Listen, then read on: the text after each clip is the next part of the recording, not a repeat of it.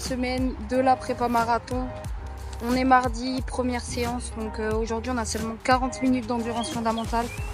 Il fait super beau. On est sur une semaine où il va y avoir une baisse du volume et de l'intensité parce que c'est une semaine de décharge, ce qui va permettre d'assimiler le cycle VMA seuil 30 que je viens de terminer. Je vous expliquerai mieux tout à l'heure qu'est-ce qu'un deload, pourquoi le faire et quand le faire. On est parti pour 40 minutes.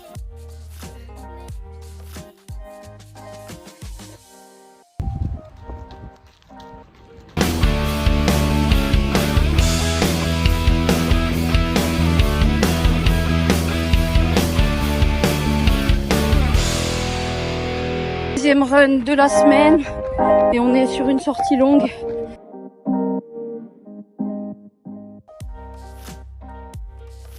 Une sortie longue en décharge, donc ça donne 1h05 de sortie. Si vous êtes arrivé jusque là dans cette vidéo, vous m'avez entendu parler de décharge d'entraînement, de deload ou taper en anglais. Vous vous demandez peut-être ce que c'est et pourquoi c'est essentiel à la progression de tout coureur ou tout athlète en général. C'est en fait une semaine où on va baisser l'intensité et le volume des entraînements. L'objectif, c'est de permettre à notre corps de récupérer et de se régénérer après les semaines intenses d'entraînement. Je sortais d'un cycle de 3 semaines de VMA. Quand faire une décharge d'entraînement? Donc la décharge est particulièrement utile dans deux cas. Le premier cas, c'est avant une compétition importante, donc c'est ce qu'on va appeler l'affûtage. Donc c'est en général planifié 1 à 3 semaines avant la date échéante. Ça permet d'arriver en pleine forme physique et mentale. Et deuxièmement, comme je le fais actuellement, après une période d'entraînement intense. Pourquoi faire une décharge d'entraînement?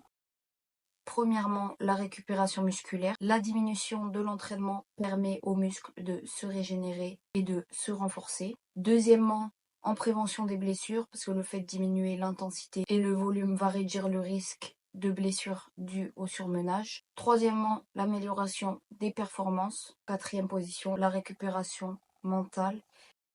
Voici quelques conseils que je peux vous donner pour réussir votre décharge. Réduire le volume, donc dans votre semaine vous allez faire moins de kilomètres. Réduire l'intensité, donc moins de séances de qualité, plus de footing et de basse intensité. Mais vous gardez tout de même votre nombre de séances par semaine ou à la limite vous le réduisez de une séance. Vous gardez votre fréquence habituelle. Continuez à courir régulièrement mais juste en allant peut-être moins vite et moins loin. Soyez attentif aux signaux que vous envoie votre corps, donc écoutez-vous. Si vous sentez que vous êtes trop fatigué, faites-en un peu moins, justement profitez vraiment de cette semaine-là pour recharger et repartir de plus belle le lundi qui arrive sur des plus grosses semaines d'entraînement. Ce matin, 35 minutes en endurance fondamentale sous la pluie. Toujours en semaine de décharge. Heureusement que j'ai le vélo et la muscu à côté pour me faire bouger un peu plus parce que là je me dépense pas vraiment beaucoup et mon corps en a besoin. J'ai fait 37 minutes. J'ai fait 2 minutes de rap parce que j'étais un peu trop loin de chez moi et je voulais pas marcher sous la pluie. J'ai courir, ça va plus vite. Je sens direct que je suis en semaine de deload, je ressors quasiment toutes les séances. Mes jambes elles sont légères, j'ai grave l'énergie, j'ai la forme. Sur les grosses semaines, le fait d'enchaîner les 5 séances où il y a 2 qualités plus la sortie longue active, etc. Ça peut faire que sur certaines séances, j'arrive et je suis pas au top de ma forme, j'ai pas les jambes, j'ai rien. Et là je sens que je suis toute légère. Légèrement trempée, mais bon.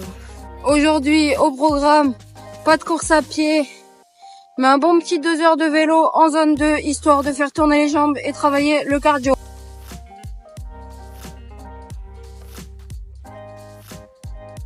Petit ravito.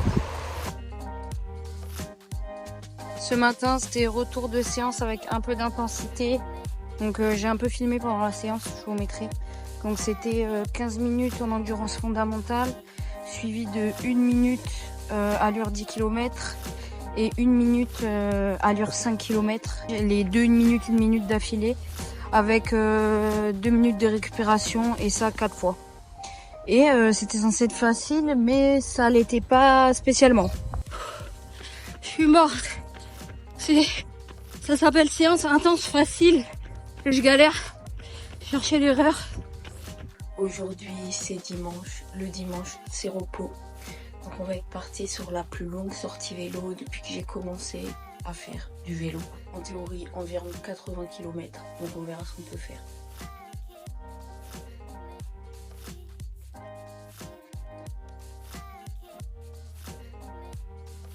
« 70 bornes, plus que 10 km et j'arrive à la maison. J'ai pris mon petit repas sur le vélo. Je me suis régalée, c'était génial. 80 km au compteur, je suis arrivée.